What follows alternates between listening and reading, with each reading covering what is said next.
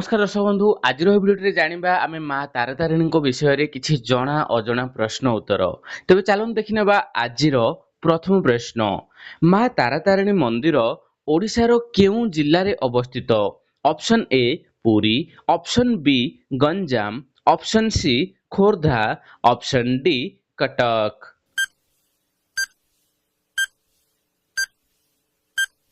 तेबे फ्रेंड्स एहार उत्तर हेउछि ऑप्शन बी गंजाम।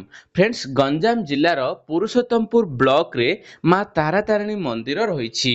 तो देखिबा वर्तमान परवर्ती प्रश्न।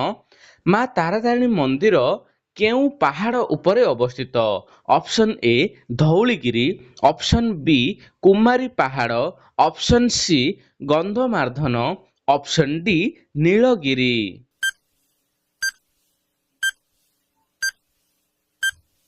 तेबे फ्रेंड्स एहार उत्तर हेउछि ऑप्शन बी कुमारी पहाड़।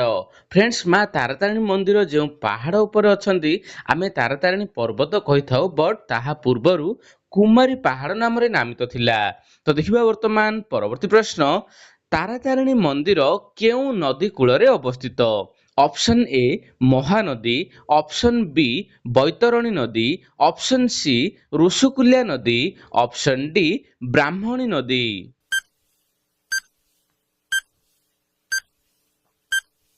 तेबे फ्रेंड्स एहार उत्तर हेउछि ऑप्शन सी ऋषिकुल्या नदी।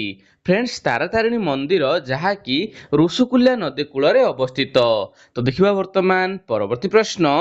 शक्तिपीठ अनुसारे माँ तारातारिणी मंदिर रे देवी सतींकर केउ अंग पड़िथिला? ऑप्शन ए पाद, ऑप्शन बी हाथ, ऑप्शन सी स्तन, ऑप्शन डी नाभि।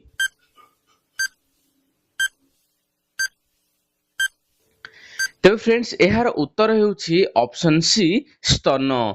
फ्रेंड्स देवी सती को जहाकी शिव धरी पूरा ब्रह्मांड सारा बुलीथिले, जेहेतु देवी सती अग्नि को तांग आत्महत्या करिथिले, सेथिपई तो सही समय रे जहाकी भगवान विष्णु देवी सती शरीर को 52 खंड रे विभक्त करथिले। तेबे सही खंड मध्यरु स्तन जहाकी आसी आमर तारातारिणी मंदिर उपरे पड़िथिला।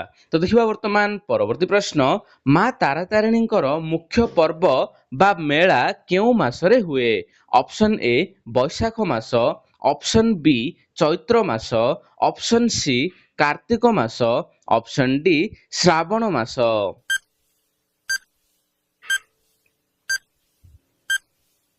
तेबे फ्रेंड्स एहार उत्तर हेउछि ऑप्शन बी चैत्र मास। फ्रेंड्स जहाकी चैत्र मासरे माँ तारातारिणींकर मुख्य पर्व पालन होइथाय। तो देखिबा वर्तमान परवर्ती प्रश्न। चैत्र मेला मुख्यतः सप्ताहर केउ बार रे पालन करा जाए? ऑप्शन ए सोमवार, ऑप्शन बी शुक्रवार, ऑप्शन सी शनिवार, ऑप्शन डी मंगलवार।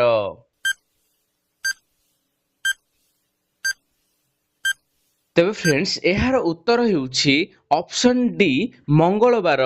फ्रेंड्स चैत्र मासर प्रति मंगलवार रे जहाकी आमर चैत्र मेला पालन होइथाय। तो देखिबा वर्तमान परवर्ती प्रश्न। मंदिर पहाड़ ऊपर को जिबा पई प्राय केतोटी पाहाच रहिछि? ऑप्शन ए 500 टी, ऑप्शन बी 949 टी, ऑप्शन सी 1200 टी, ऑप्शन डी 1500 टी। तेबे फ्रेंड्स एहार उत्तर हेउछि ऑप्शन बी 949 टी पाहाच। फ्रेंड्स तारातारिणी मंदिर ऊपर को जिबा पई 949 टी पाहाच रहिछि। तो देखिबा वर्तमान परवर्ती प्रश्न। माँ तारातारिणी मुख्य विग्रह केउ पत्थर रे निर्मित?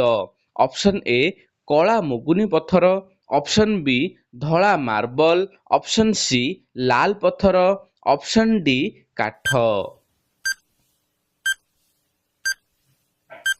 तेबे फ्रेंड्स एहार उत्तर हेउछि ऑप्शन ए कला मुगुनी पत्थर। माँ तारातारिणी मुख्य विग्रह କଳା ମୁଗୁନି ପଥରରେ ନିର୍ମିତ। ତ ଦେଖିବା ବର୍ତ୍ତମାନ ପରବର୍ତ୍ତୀ ପ୍ରଶ୍ନ, ମା ତାରାତାରିଣୀଙ୍କ ପୀଠକୁ ଓଡ଼ିଶାର କେଉଁ ପ୍ରକାରର ପର୍ଯ୍ୟଟନ ସ୍ଥଳୀ ଭାବରେ ମାନ୍ୟତା ଦିଆଯାଇଛି? ଅପସନ୍ ଏ କେବଳ ଏକ ପିକନିକ୍ ସ୍ପଟ୍, ଅପସନ୍ ବି ଏକ ପ୍ରମୁଖ ଧାର୍ମିକ ଓ ପାରମ୍ପରିକ ଶକ୍ତି ପର୍ଯ୍ୟଟନ କେନ୍ଦ୍ର, ଅପସନ୍ ସି କେବଳ ଏକ ବନ୍ୟପ୍ରାଣୀ ଅଭୟାରଣ୍ୟ, ଅପସନ୍ ଡି ଏକ ସାମୁଦ୍ରିକ ବନ୍ଦର। ତେବେ ଫ୍ରେଣ୍ଡସ୍ ଏହାର ଉତ୍ତର ହେଉଛି ଅପସନ୍ ବି ଏକ ପ୍ରମୁଖ ଧାର୍ମିକ ଓ ପାରମ୍ପରିକ ଶକ୍ତି ପର୍ଯ୍ୟଟନ କେନ୍ଦ୍ର। ଠିକ ଅଛି, ମା ତାରାତାରିଣୀଙ୍କ ପୀଠକୁ କୁହାଯାଏ। ତ ଦେଖିବା ବର୍ତ୍ତମାନ ପରବର୍ତ୍ତୀ ପ୍ରଶ୍ନ, ମନ୍ଦିର ପରିସରରେ ଶିଶୁମାନଙ୍କର କେଉଁ ପ୍ରଥା ବହୁତ ଜନପ୍ରିୟ ହୋଇଥାଏ? ଅପସନ୍ ଏ ବିଦ୍ୟା ଆରମ୍ଭ, ଅପସନ୍ ବି ମୁଣ୍ଡନ, ଅପସନ୍ ସି ଅନ୍ନପ୍ରାଶନ, ଅପସନ୍ ଡି ନାମକରଣ।